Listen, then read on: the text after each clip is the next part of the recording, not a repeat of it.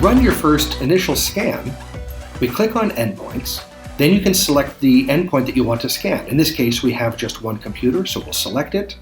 We'll move to the Actions button, where we're greeted with different options. But for this purposes, let's just run a scan plus quarantine, which means that if it finds a threat, it'll automatically quarantine it for you. This has created a task in the console, indicating that it's running. So we can go over to the Tasks menu item, see the list of different tasks that are running, and at the very top is the most recent. Here we can see that the request that you just made to scan and quarantine the machine is currently processing on the status column. When it's completed, it'll actually mention success. If any threats are found during the scan process, they will appear in the Threats menu page and also the main dashboard view of the Management Console.